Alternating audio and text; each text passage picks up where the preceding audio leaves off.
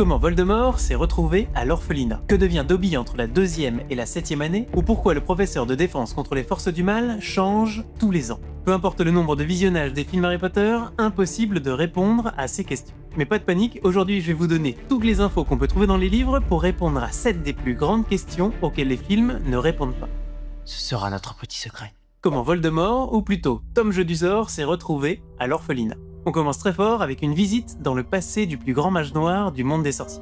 Dans les films, on a assez peu d'informations sur les origines de Voldemort, mais dans les livres, c'est bien différent. Le 31 décembre 1926, à Londres, Merop Gaunt chancelle jusqu'à la porte d'un orphelinat avant d'y donner naissance à un petit garçon qu'elle a tout juste le temps de baptiser Tom Elvis Jedusor avant de mourir. Mais comment cette sorcière s'est retrouvée à bout de force devant un orphelinat moldu? Tout commence pendant l'adolescence de Merop. Elle habite avec son père et son frère dans une cabane toute défraîchie près de Little Angleton. Et le moins que l'on puisse dire, c'est que c'est loin d'être une famille parfaite. Des générations de consanguinité ont fait des Gaunt des êtres violents, mentalement instables et terriblement pauvres. Sacré déclin quand on sait qu'ils sont les héritiers de 2 illustres personnages du monde magique. Salazar Serpentard, un des cofondateurs de Poudlard, et Cadmus Peverell, l'un des 3 frères de la légende des reliques de la mort et premier possesseur de la pierre de résurrection. On reparlera sûrement de ça une prochaine fois, mais ce qui nous intéresse aujourd'hui, c'est la vie de Merop, et elle est loin d'avoir été facile. Ne montrant pas de grande prédisposition à la magie, elle est constamment rabaissée et maltraitée par son père. À l'adolescence, Merop tombe amoureuse d'un jeune homme habitant pas très loin de leur maison. Un moldu du nom de Tom Jedusor, exceptionnellement beau et riche, fils unique de Thomas et Marie Jedusor. Il plaît beaucoup à maman. Écartez-vous! Ses parents l'élèvent dans le snobisme et l'arrogance que l'on peut attendre d'une famille de riches bourgeois, mais ça n'a pas l'air de repousser la sorcière. Malheureusement, alors que Merop n'a Dieu que pour Tom et passe ses journées à essayer de l'apercevoir, lui de son côté n'a que du mépris pour la famille Gaunt.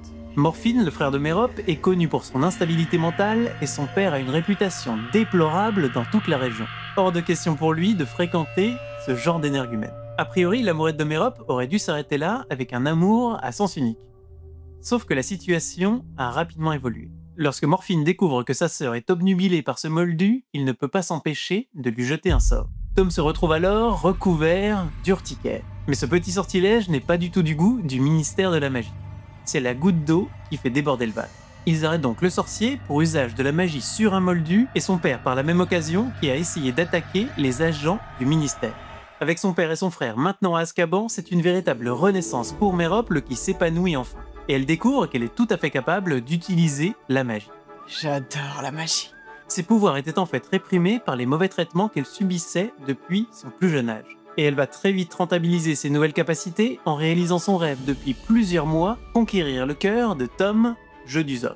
Du jour au lendemain, Tom tombe donc éperdument amoureux de Merop. Et ils se marient à la fin de l'année 1925 avant de partir tous les deux pour Londres. Et quelques mois plus tard, la sorcière tombe enceinte. Vivant la vie qu'elle avait toujours rêvée, elle finit par vouloir libérer Tom de son enchantement. Persuadée qu'avec le temps, le jeune homme avait fini par réellement l'aimer et qu'il n'abandonnerait jamais sa femme et son futur fils.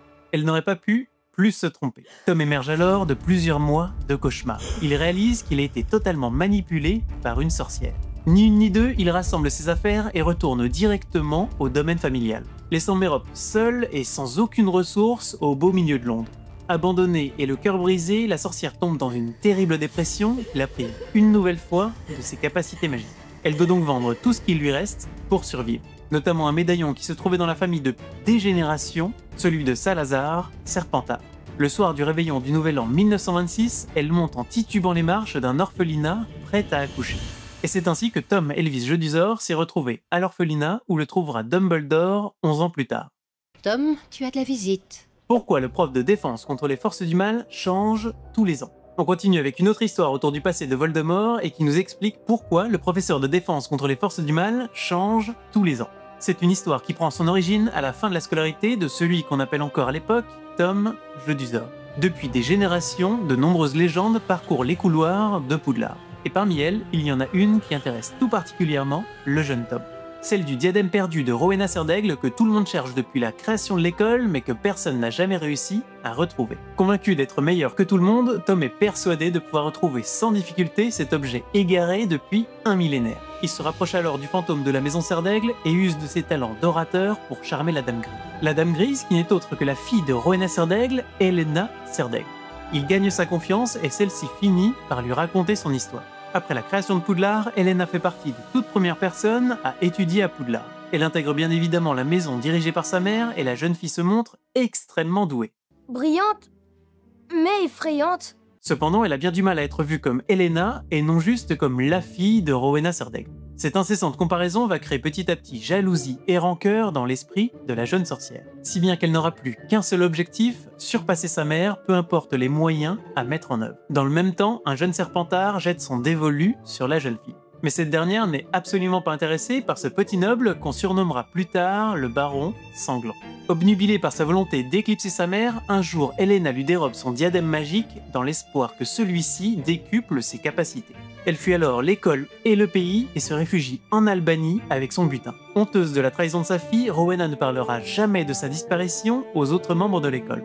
Cependant, lorsqu'elle tomba mortellement malade, elle demanda au baron, qui était toujours amoureux d'Helaena, de retrouver sa fille et de la lui ramener afin qu'elle puisse la voir une dernière fois. Quelle horrible perte cela représenterait pour l'école. Il finit par retrouver sa trace en Albanie et la traque sans relâche. Alors que le sorcier se rapproche, Helaena cache le diadème dans un arbre creux juste avant son arrivée. Une dispute éclate alors et sous le coup de la colère, le baron poignarde la sorcière qui meurt sur le coup. Réalisant avec horreur ce qu'il venait de faire, il retourne immédiatement l'arme contre lui. Et c'est avec cette attaque que naquirent deux des plus célèbres fantômes de Poudlard.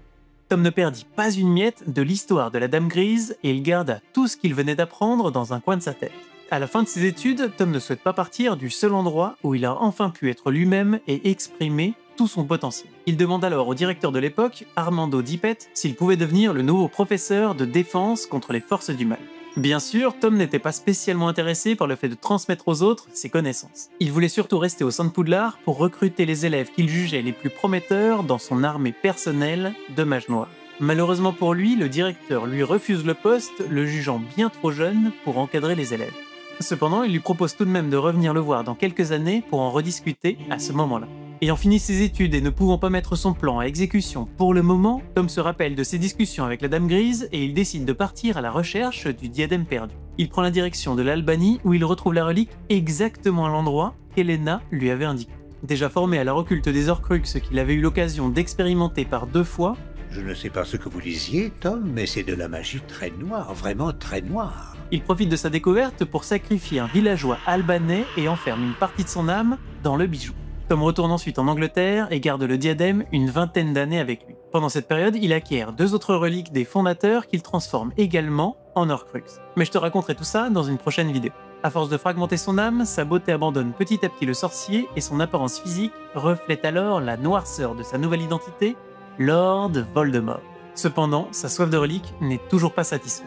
Il se met donc en tête de retourner à Poudlard pour trouver le dernier vestige qu'il manque encore à sa collection, l'épée de Gryffondor. Pas mal d'années ayant passé depuis son entretien avec le directeur de Poudlard, il pense maintenant être suffisamment âgé pour occuper le poste de professeur de défense contre les forces du mal. Malheureusement pour lui, Dumbledore, qui est maintenant à la tête de l'école, pressent les mauvaises intentions du mage noir et lui refuse le job. Il profite tout de même de sa visite pour cacher le diadème dans la salle sur demande, mais outré par cet affront, Voldemort lance une terrible malédiction sur ce poste. Si bien que depuis, aucun professeur n'a pu occuper cette fonction plus d'1 an. Incroyable! On dirait de la magie! Comment Petit Gros a fait pour retrouver Voldemort? On continue avec les histoires autour de Voldemort, avec cette fois-ci son retour entre la 3e et la 4e année d'Harry à Poudlard. En 94, après avoir échappé à Sirius et Rémus, Petit Gros prend la fuite et part à la recherche de son maître. Avant de quitter le pays, il retourne à l'endroit où il avait caché la baguette de Voldemort juste après l'attaque des Potter. À l'époque, il avait attendu que Hagrid ait récupéré Harry pour se faufiler dans les décombres afin de mettre la baguette de son maître en lieu sûr avant l'arrivée du ministère. Une fois l'objet à nouveau en sa possession, il quitte le pays et part à la recherche du mage noir. Son enquête le mène en Albanie où il apprend l'existence d'un lieu perdu au fin fond d'une forêt que même les animaux évitent car une ombre noire prendrait possession des êtres vivants qui s'y aventurent avant d'aspirer toute leur force vitale. C'est ici que Voldemort est retourné se cacher après l'échec de Quirrell à la fin de la première année. Mais cet endroit est loin d'avoir été choisi au hasard par Voldemort. C'est en effet dans ce bois qu'il avait retrouvé des années auparavant une relique restée cachée pendant près de 1000 ans, le diadème de Serdaigle. Personne n'en a entendu parler? En chemin, Cudver rencontre une sorcière du ministère appelée Bertha Jorkins, qui était en vacances dans la région. Elle le reconnaît, mais Peter parvient à la convaincre qu'il y a une explication à sa présence ici et qu'il va tout lui expliquer si elle l'accompagne dans sa balade nocturne. Bien entendu, il s'agit d'un piège. Petit Gros neutralise la sorcière à la première occasion et rejoint le Seigneur des Ténèbres avec la Malheureuse.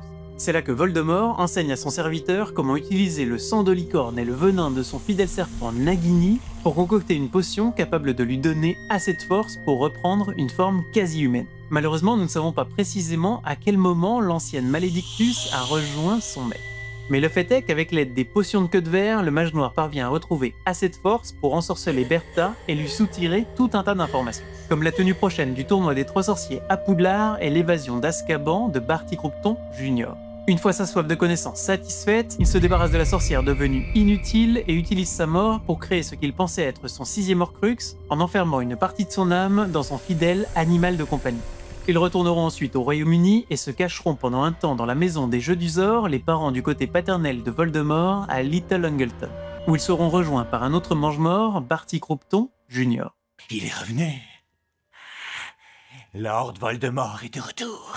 Ce qui nous amène à la prochaine question, comment Barty Croughton Jr. s'est échappé d'Azkaban? Contrairement à ce qu'on pourrait penser en regardant uniquement les films, Sirius n'est pas la première personne à s'être échappée de la prison la plus terrible du monde des sorciers. Même si le personnage nous est présenté un an après le parrain d'Harry, c'est bien Barty Croughton Jr. qui s'est échappé le premier.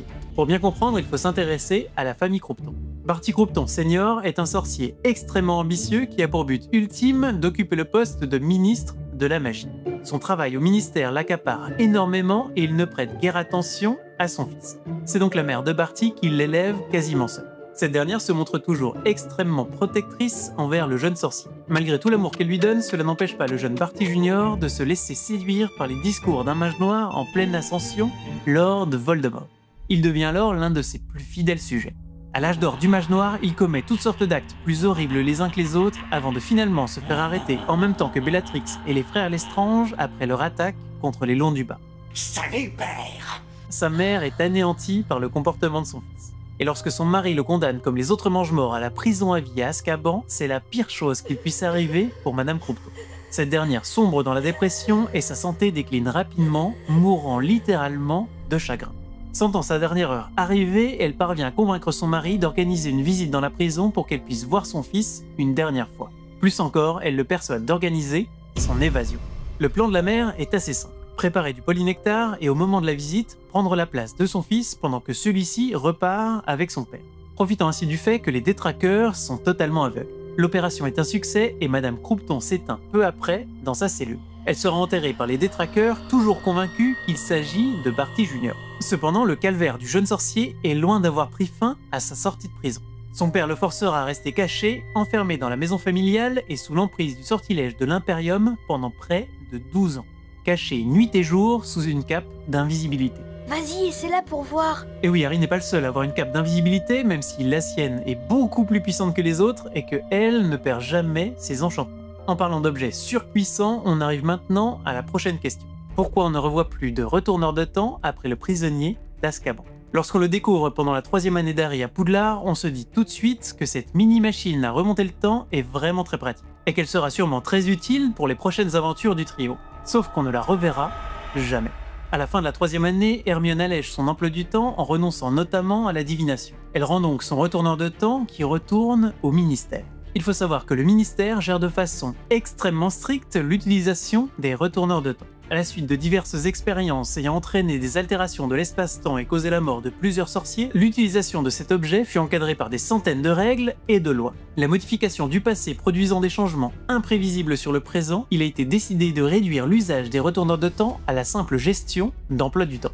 Ils sont donc tous conservés sous clé au ministère et demandent une dérogation exceptionnelle pour être prêtés à un sorcier. La magie qui les entoure est extrêmement instable et les risques pour l'utilisateur et l'espace-temps lui-même sont très importants. C'est une des raisons pour lesquelles il est très fortement recommandé de ne jamais revenir plus de 5 heures en arrière. 3 tours devraient suffire, je pense. Avec cette limite, impossible donc pour nos héros de mettre la main sur un retourneur de temps suffisamment rapidement pour pouvoir l'utiliser. Cela dit, ils vont se retrouver malgré eux très proches des retourneurs de temps lors du piège des Mange-Morts durant leur 5e année. Lors de la bataille, la réserve des retourneurs est endommagée par inadvertance par un Mange-Mort. Tous les retourneurs de temps se retrouvent alors coincés dans une boucle temporelle infinie, empêchant ainsi tout retour dans le passé pour le reste de la saga. On continue avec un objet magique pour la prochaine question. D'où sort le miroir qu'utilise Harry dans les derniers films? S'il y a bien un élément qu'il est impossible à comprendre quand on n'a vu que les films, c'est le miroir à double sens. Cet objet qu'on découvre dans le 7e film sans aucun contexte et sans aucune explication a pourtant une histoire très intéressante et vient directement du parrain d'Harry, Sirius Black. C'est pendant les vacances de Noël de sa 5e année que Harry va obtenir ce miroir. Sirius lui en fait cadeau avant qu'il ne retourne à Poudlard en lui disant « Ceci est un miroir à double sens. J'en possède un autre exactement semblable. Si tu as besoin de me parler, prononce mon nom en le regardant. Tu apparaîtras alors dans mon propre miroir et moi, je parlerai dans le tien. » James et moi utilisions ce moyen pour communiquer lorsque nous étions en retenue dans des endroits différents. Sauf qu'à ce moment-là, Sirius est toujours l'un des sorciers les plus recherchés du monde magique. Hors de question pour Harry de faire prendre le moindre risque à son parrain. Donc il se promet de ne jamais l'utiliser et dès son retour à Poudlard, Harry range le cadeau et l'oublie totalement. L'objet sort tellement de son esprit qu'il n'y pense même pas le jour où il a réellement besoin de contacter Sirius. Dommage. Lorsqu'une nuit, il le voit dans un de ses rêves en train de se faire torturer par Voldemort au département des mystères. Ce n'est qu'après la bataille et la mort de son parrain qu'Harry retombe sur le cadeau et se décide enfin à l'ouvrir. Terriblement triste mais voulant croire à la magie de l'objet, il essaie tout de même de contacter Sirius avec le miroir. Mais il est déjà trop tard et rien ne se passe. La découverte est terrible pour Harry. S'il y avait pensé plus tôt, il n'aurait pas eu besoin d'aller au ministère, son parrain n'aurait pas eu à venir l'aider et il serait sûrement encore en vie. Foudrage contre lui-même, il explose violemment le miroir contre un mur. Bon, maintenant on sait comment Harry a eu sa partie du miroir. Mais comment Aberforth, le frère de Dumbledore, s'est retrouvé avec l'autre partie?